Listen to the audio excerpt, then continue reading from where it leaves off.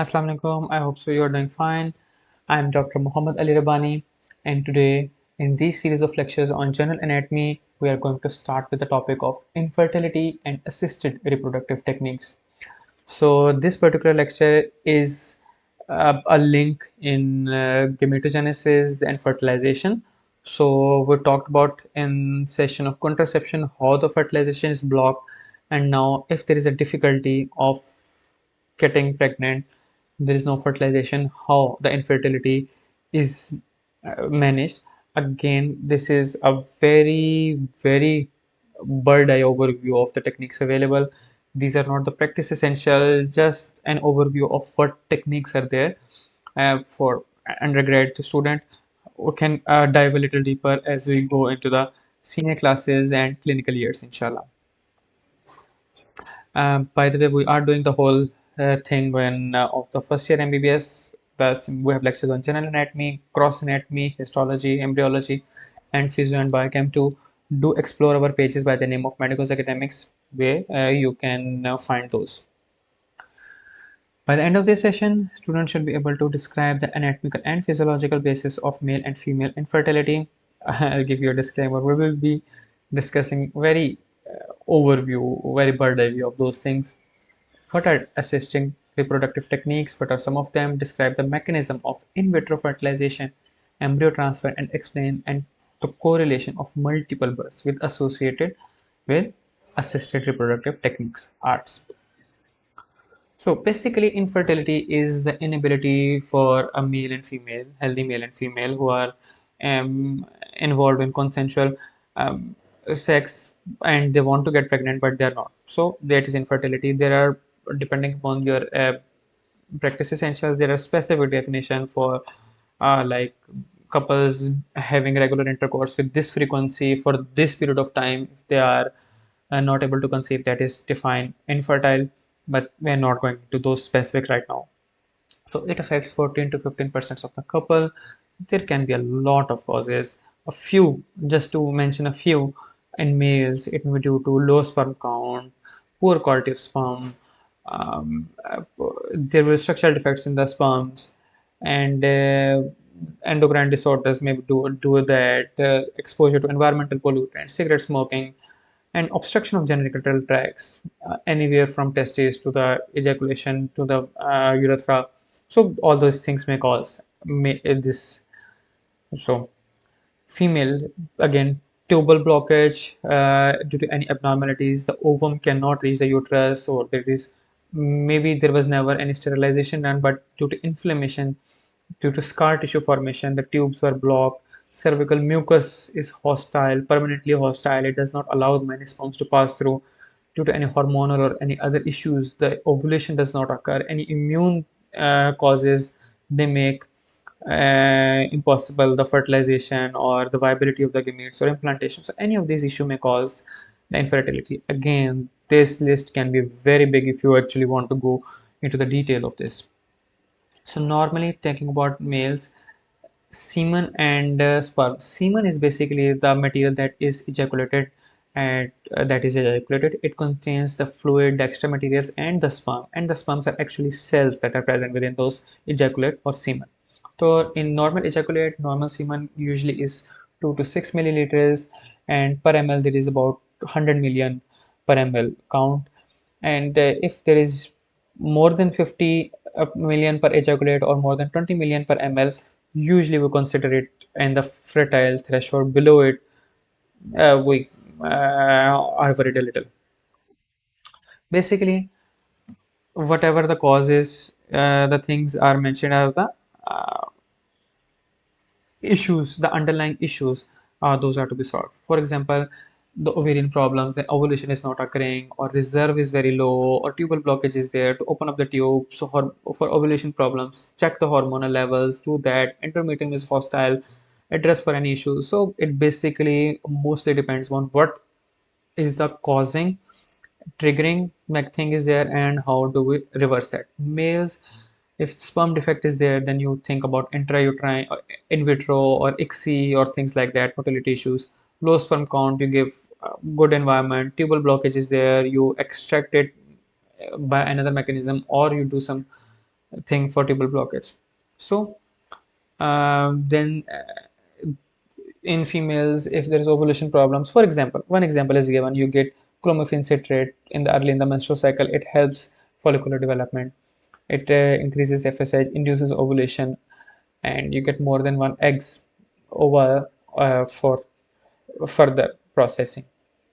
By the way, that is one of the causes of multiple pregnancies. You give clomiphene too much, and those multiple ones are then all are then fertilized and implanted, and you get multiple pregnancies. That's why nowadays you hear the multiple pregnancies, even 7 8 pregnancies, and you see them from mostly from the cases where they had some sort of treatment of infertility was given.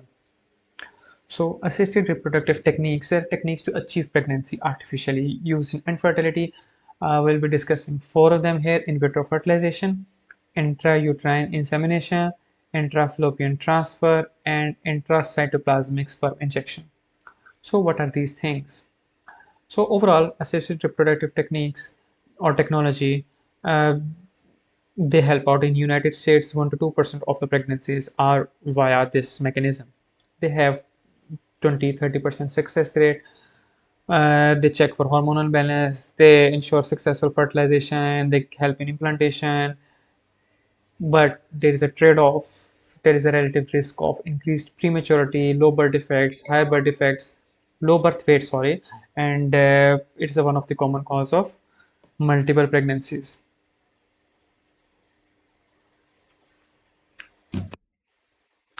In vitro fertilization. So in vitro means in lab situation you do fertilization, you extract the sperm out, you extract the ovum out. For extracting the ovum, you stimulate ovaries by giving some gonadotropin or clomiphene citrate. It produces a large number of ova. You before ovulation, through laparoscopy, you pass a needle and extract the ova. Through you can identify stigma on the surface of the ovaries, and through that you can aspirate the ova out. And then in a culture, you fertilize, you place the egg, you by simple ejaculation, you get the sperm outside, you prepare it, capacitate it, and then you placed in it in a favorable environment, so for the fertilization.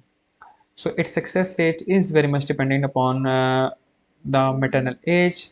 As you can see here, success rates are written. The lesser the age, the higher the success rate is there. It is not immediately zygote is not given for implantation. It stays outside for a few cycle of divisions. For a few cycle of divisions, you get to morula stage, 8 cell stage, and then in the 8 cell stage, you implant it or you place it in the uterine cavity and hope for implantation. And to ensure or to give a good chance, you take more than one ovum, you take fertilize them separately, you get them all to morula stage, and more than one, so those are 3 4 are placed in the uterine cavity, and you have a chance that one of them will, you have 30% chance and one of them will implant. And that's if you don't do that, the chance becomes low, but at the same time this is a risk that all of them implant or more than one of them implant, so there is a higher chance of multiple pregnancy. So this technique was pioneered by Robert G. Edwards and Patrick Steptoe in 1987. They did induction by clomiphene citrate and gonadotrophins. Cryopreservation of embryo. Sometimes the female had to go under surgery. For example, if she has AF surgery that necessitates the removal of ovaries, or so she will not be able to have children in the future. So what they do that they can extract the ova and freeze them, you use them later on. And the same can be done with the sperm. The sperm is extracted, frozen, and can be done to other thing. And then the longest time by the record, the sperm that was frozen was used after 21 years, and it was viable and birth occurred. This sperm cryopreservation does occur, is very helpful in sperm banks. where sperm donations is occurring, and you don't know exactly when you need that sperm, so you get it and save it aside. And same goes for over. There is a whole lot of ethical debates going on, what's allowed, what's not allowed. So that's not the debate of it, but that can be done. Sometimes a person is the fertility period is going away, and the eggs can be preserved. Sometimes you have to do surgery and remove structures, so before doing that you sperm it. Or in the donation aspect, ovum donation and sperm donation, you can have them saved till the time you use it. Cryoprotectant can be anything different, glycerol or dimethyl sulfoxide, things like that. Intrauterine insemination, especially for the cases where sperm count is low or where some motility is low. What you do is uh, take a sperm in a syringe, and with a long needle or a long probe, it is inserted through the vaginal canal, through the cervical canal, and sperm is directly injected into the uterine cavity. This is also done in male case of male infertility, and also done in the case of uh, sperm donation, where anonymous sperm is injected in the female for fertilization. So this is intrauterine insemination. So, and directly bypassing the vagina and cervix, so it gives a more chance of, let's say, cervical mucus was false, or is a sperm cervical incompatibility was there, so it bypassed those blockades. Motility was not good, so do that. A higher function or a more direct approach will be to directly transfer through a needle into the fallopian tube, where ovum is to be received. It will be timed with when ovulation will occur, so through a needle you release the sperm into the oviduct at that time, so it bypasses all of those. So less motility, less count, and other things can be addressed during this issue. And then there is ICSI, intracytoplasmic sperm injection. So these techniques are not helping you. So what you do is you take a sperm and take it in a needle, and you get a single sperm, and then you inject that particular sperm directly inside the cytoplasm of the oocyte. So it bypasses all of those issues totally: oligospermia, aspermia, or so there are, so this there is a risk, there is a high risk of high chromosome Y defects, there high birth rate defect risk is there, but at least for a person who is not able to conceive, that's a very big thing. uh, there was block of vas deferens, you extracted sperm directly from testes, you did ICSI, and then implanted the uterus, and then genetically the same of father and mother, they had their baby. That was not possible by the natural mechanism. So these are different techniques that are available. And among the techniques that are available are techniques for pre-selection of embryo sex. There are other many techniques available. The differences of the techniques, they're based upon the different swimming capacity of the sperms containing Y and X chromosomes, the different speed of migration of sperms in electric field. Of course, the sperm with the X chromosome will be heavier and more genetic material as compared to Y. The difference of appearance of Y and X chromosome a little, you can separate them. So DNA differences, 22.8% more DNA is X chromosome as compared to Y.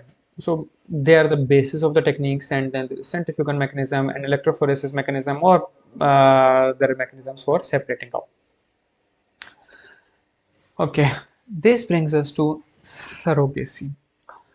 So that's the woman who carries the pregnancy, who carries the pregnancy for someone else, and then the child is handed over. Sometimes it's opted for the women who cannot get pregnant. Two types are there: traditional surrogacy and gestational surrogacy. Traditional surrogacy is that the mother, the person who is the female who is going to carry the conceptors, the person who is caring to carry the pregnancy, she is the she is the one who has the origin of the ovum too. So you take ovum of this woman, and you either she wants any sperm, just she wants to get pregnant through the donor sperm due to personal reason, or due to some effect with the sperm issues with her partner. So any case, she decides to get sperm donation. So her egg is extracted, sperm is taken in vitro, they're fertilized, and this is placed in the uterus. And this can be done with IUI too, in intrauterine semen, intrauterine injection, or insertion, insemination can be done too. So that's an option in there. The gestational one will be there, where you have a female A, you have a female B, and you have a male X. So sorry, let's make it simple. You have a couple, Miss E and Mr. B. So you have a person, you have a couple, Miss A and Mr. B. So they want to get pregnant, but they cannot. Miss A, she cannot conceive or she cannot get pregnant. So they bring another person in the equation. So she said, I will give my egg. He said he will give his sperm, and they will fuse to make an embryo. And rather than planting the embryo in the same mother, they plant the embryo into a next person who is genetically not related to the implanting. So this is sometimes done by family members, to help out the family. So it's not very common or accepted in the Eastern culture, but in the Western culture. So if someone cannot conceive or do not want to get pregnant, sometimes even that, so they take a help from another person, and this child will be genetically related to both this and Mr. A and B, Miss A and Mr. B, but this person, the third person, will be carrying that. So after that pregnancy, you can hand it over. Or this can be in the case where female who really wants to get pregnant, but she does not have viable ovum and she gets sperm. So the key thing that is to be differentiated is that the female getting pregnant is the one whose egg is being used or not. If her egg is being used, that is transitional and traditional. If not, then it is gestational. So it is from the infertility cases or any other case as they seem fit. So I hope so. You have achieved your objectives to describe the anatomical and physiological basis of male infertility, the causes that were mentioned in the earlier. What is assisted reproductive techniques? What are the mechanisms for in vitro fertilization and embryo transfer and correlation of multiple births? I hope so it was useful for you. Thank you so much for listening. If you have any questions, suggestion, and feedback, please do mention in the comments below. And for any further updates, do follow our website, social media handles. This whole course of embryology, along with histology, cross anatomy, physiobiochemistry, is uploaded somewhat and continuously being updated. And you may contact us personally for anything you have else in mind. Thank you so much. Inshallah, see you in the next lecture. Till then, Allah Hafiz.